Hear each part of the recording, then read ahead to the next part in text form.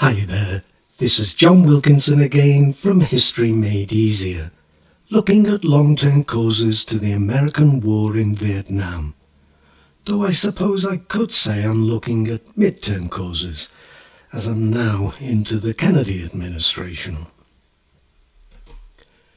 Now, when John F. Kennedy became president in 1961, he took exactly the same view as Eisenhower had, that Vietnam had to be seen in the wider context of the Cold War, and that defeat for liberalism would only encourage communist-inspired revolutionary movements the world over. This is what he said at his inauguration. "Let every nation know, whether it wishes us well or ill, that we shall pay any price, bear any burden, meet any hardship, support any friend, oppose any foe, to assure the survival and success of liberty." JFK was as committed as any American president would be to containment. And he put together a like-minded team. Dean Rusk as Secretary of State, that's Foreign Secretary. McGeorge Bundy as National Security Advisor, and Robert McNamara as Secretary of Defense. Their collective view was that communist dictatorships should be stopped before they could get too strong. But with regard to Vietnam, there was a shared ignorance. In particular, they overestimated Vietnam's ties to China. That's old and new China. And they underestimated the Viet Cong's resolve. And they misread what the South Vietnamese people thought about Diem's government. But what made matters worse was that a young Kennedy didn't seem to be in control of events. There was the Bay of Pigs fiasco in Cuba in April 1961, and his summit with Khrushchev in Vienna in June, which Kennedy himself thought had gone badly. Despite growing doubts about Diem, American support for Diem only increased.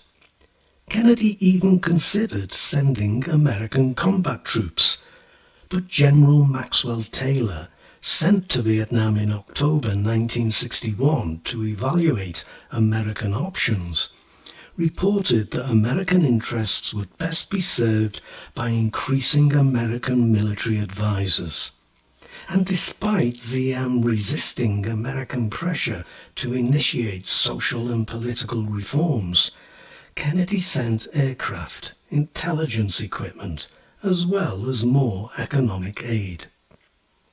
Kennedy also introduced a new strategy, a flexible confrontation of communist counterinsurgency, which meant American Army Special Forces, the Green Berets, training the ARVN and accompanying them into battle.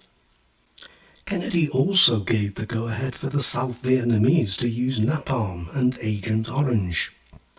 And he returned to a failed policy, the agrovilles of the French, but in a new guise, strategic hamlets, surrounding villages with barbed wire and military forces to prevent NLF guerrillas recruiting more volunteers, and applying soft diplomacy, using American volunteers, including the Peace Corps, to help Vietnamese villages with schools and healthcare and building up an infrastructure, for example, with wells.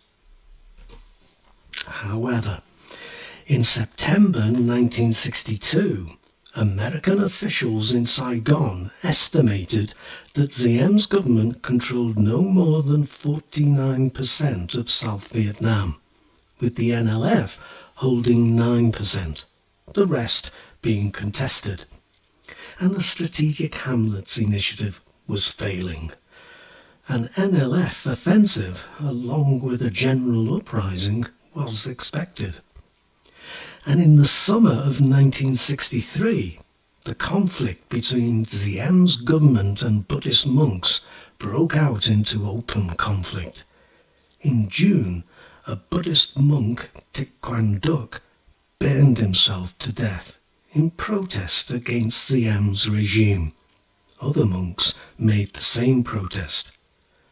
Opposition to Ziem's regime only increased when Ziem's sister-in-law, Nu's wife, insensitively described the incidents as Buddhist barbecues, accusing the monks of being intoxicated, even accusing them of using imported petrol. With tensions rising, Ziem imposed martial law. Raids by special forces on Buddhist pagodas resulted in arrests of monks, nuns, students, and ordinary citizens, and further deaths.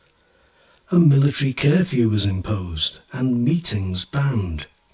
When students protested, the universities were closed.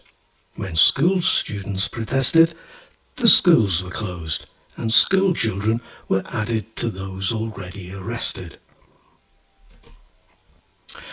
A group of South Vietnamese generals contacted the CIA to see if America would support a coup to overthrow Ziem. The Kennedy administration was split. Vice President Johnson, the Secretary of Defense, and the head of the CIA were all against a coup. They felt there simply wasn't an alternative leader, whilst more junior officials were in favour. But Kennedy let the Vietnamese generals be told that whilst he wouldn't support a coup, neither would he prevent one. So, in November 1963, troops seized government buildings in Saigon, took Ziem and his brother Nu captive, with the promise of a safe passage out of Vietnam, only to murder them. The American ambassador reported back to Washington, "Every Vietnamese has a smile on his face today," though Kennedy thought he had made a great mistake in the signal he had allowed to be sent to the South Vietnamese generals. Only 3 weeks later, he would be assassinated. The thinking had been that American personnel would be gone by 1965, but at the same time as American advisors were being flown to Vietnam, Ho Chi Minh had gone to Beijing and got more support from the Chinese, equipment and training. At the time of Kennedy's assassination, America had 16,000 military advisors in South Vietnam, in a war that was already going badly for America. The strategic hamlets were not popular, and the tactics of the ARVN, firing on innocent villagers as much as on the Viet Cong, were making more enemies than friends amongst the villagers. They were doing nothing to improve the villagers' lives either. Indeed, local corruption continued unabated. The civil war in the south, though undoubtedly fueled by Hanoi, grew out of local grievances. Hanoi understandably viewed Vietnam as a single country and one people, temporarily divided by foreign powers. First the French, now the Americans. But eager to avoid direct American involvement and convinced that Ziem's government would collapse under its own weight of corruption, Ho Chi Minh was eager to emphasize the political struggle over the military struggle. Ho Chi Minh cultivated an image of himself. He was seen as humble, always referred to as uncle, and he was a good communicator. He deliberately used simple language. Whilst in the villages of South Vietnam, the Viet Cong made sure they were seen as liberators, setting up rival local governments, delivering their form of economic social justice, In stark contrast were those South Vietnamese villages enclosed behind barbed wire fences in the strategic hamlets. And the internal security units were attacking their own people in the cities.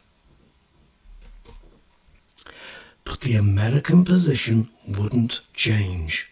Vietnam was seen as a Cold War issue, and the domino theory still dominated American concerns. Domestically, the incoming President Johnson also felt that the Democrats could not afford to be seen as weak in facing down communism. And so we see America deeply involved in Vietnam. I hope this is piecing together nicely for you. Don't forget, there's my website too, History Made Easier. That's there to help you as well.